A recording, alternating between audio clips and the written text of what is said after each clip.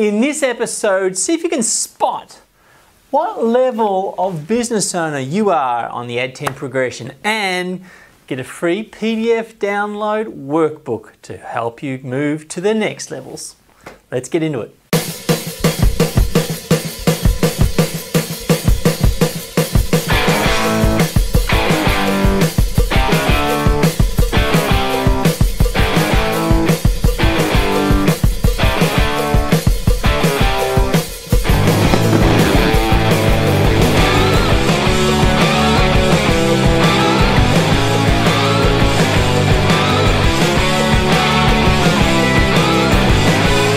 Hi there and welcome to this episode number 7 of the Add10 Grow Show. Now if you've listened to the first 6 episodes so far, they all build on each other and I'm going to take it further. So you're going to learn about the time, the money, the team and all the different other areas that I've talked about, and then locate yourself where you are on my Add10 progression of the progression of being a business owner and what level you can be able to spot what level you're at, and then learn what you need to do to get to the next levels to make your business work a hell of a lot better for you, to help you with not just the money you earn, the time you get, but the exit value, which I haven't got on here. I've got a couple other fields, but I'm just going to shorten this presentation for this video. So let's get into it. Okay, so what we've got here is the Add10 progression. There's 8 different levels of starting a business and where you want to move to. Well, this is what I've typically done with my clients, and so I want to show you the different levels that I've noticed in working with the clients that I've worked with since 1996. So let's start. All right, at level 8, which is down the bottom, I'll start down here. At this first level, it's the dreamer. The dreamer is the person that wants to start a business, and you've all heard them. Maybe you've got some in your life. Maybe you were one at some stage. We all were. We were a dreamer, and so the money that they earn, the time that they spend is that the money that they earn is zero, and the time they spend working in the business, because they haven't got one at the moment, is zero. But they probably spend quite a lot of time thinking about things, but just don't get going. So what they've got to do as the dreamer is make a decision to start, and then they move up to this next area, number 7, the part-timer. The part-timer's typically got maybe some responsibilities, or they're not that very confident about their business ideas, so they keep their employment, which could be part-time or full-time, whilst they try and start their business on the side. So the part-timer, they might be able to earn, let's say, another $9,000 a year. Could be more, could be less, but this is what I've seen. And they could be working anywhere up to 10 to 20 hours extra a week, maybe 5 to 20 hours extra a week to try and earn this income on the side, to then try and replace the money they're working as an employee. So what typically happens here, this person, they need to start working, or they need to make a decision to commit to, at some point they've got to commit to taking the business full time. When they do that, they move up to the next level. That's number 6, the sole proprietor. So the sole proprietor has got their own business now. It could be a personal trainer, it could be a hairdresser, it could be a dog groomer, it could be an accountant, a professional, but they've got their own business and they are the business, and they've started the dream job, and that is owning their business. So what typically happens, now this is a sole proprietor, and I'll put a figure on here. They could earn around about up to $80,000. They could invoice more than $80,000, but after all the expenses, what they're left with could be around about $80,000. And you know what? As a sole proprietor, as you've probably gone through or are going through, you could work up to 80 hours a week. Maybe more, maybe less, but if you're redlining it, you can get up to those figures. So as a sole proprietor, what typically as a sole proprietor, you start off with a lot of time, maybe not a lot of money, so you use all your time to get your business going, which is really cool.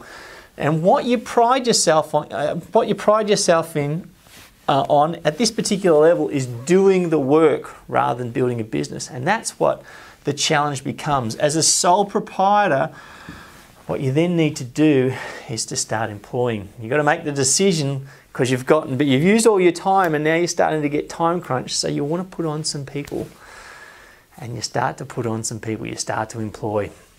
That takes you to the next level. That's when you become a manager. Now I've named it a manager, not a business owner, because typically what happens is someone that's built their business at the sole proprietor level is very good at their task or what they do or their profession.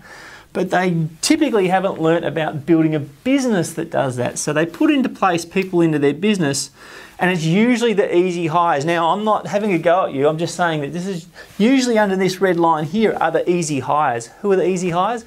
They're all the people that you employ because you don't like doing a particular function in your business. That's the easy hire. Why? Because once you get up over this line, I call this the leverage line, you start employing people that replace the work that you do. And that's where it can be really quite a challenge for us as business owners. So coming back here, sole proprietors got really busy. They're really good at what they do. They're a ninja. And so they have to start employing. So they put people into their business, and they typically continue to do a role in the business. So they're still in the business. Under this line is in, above this line is on. So the sole proprietor becomes the manager. Why a manager?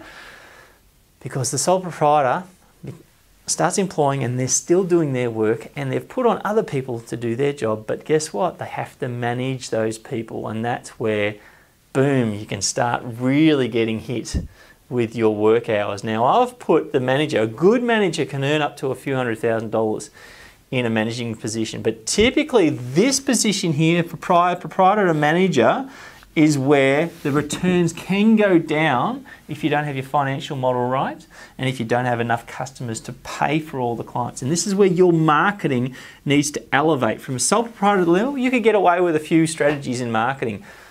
But once you start employing some people, you've got to have some marketing in place. It can no longer be ad hoc. It needs to start being automated to help you move through this progress here. So all of a sudden, the couple of strategies that worked well here are starting to get stretched here. And you are starting to get stretched as a business owner because you know what you're good at here, but then you start to fall into areas that you probably don't know a lot about. Leadership, marketing, wages, financials, all those sorts of things then start to become an issue at this level. So the manager, working up to 80 hours and they're working hard.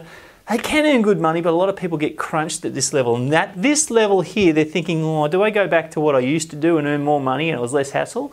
Or do I push forward and move up? I'm going to give you a case for that coming up soon. Now, at 5, I've got manager. At 4, I've got professional. Professional is very similar to the manager. The professional usually is someone that's academically educated. They're professional, white collar, and they've gone in to do things for themselves. Think a lawyer, think an accountant, think an engineer, and what they're really, or an architect. They're really good at what they do. They've employed, so they've gone from sole proprietor, they've gone and they've employed the front of house desk, like the receptionist, the admin people and stuff like that, so they can do their thing. But they are the one that's responsible for the income generation in the business typically. And so they can earn good money on that because of their qualifications and supply and demand. There's not a lot of people, not a lot of professionals doing a particular subject, so they could earn quite good money, but they're earning a lot of money. They're working a lot of hours to get that money, and they're having to manage the team as well, which is can get on you at times. So where do you need to shift? Well, these people here, they need to leverage. They need to leverage and build a team. So rather than employing people to do the stuff that you don't like to do, then it's about employing the team to build the business for you, rather than you doing the hero job and earning all the money and having your support team kind of supporting you. You need to start bringing people in at your level to create the dollars as well, so you can move out of being in the business and onto the business, and that's what this red line signifies. So this line here is called the leverage line. This is where the game changes when you're in a business, because you become a leader.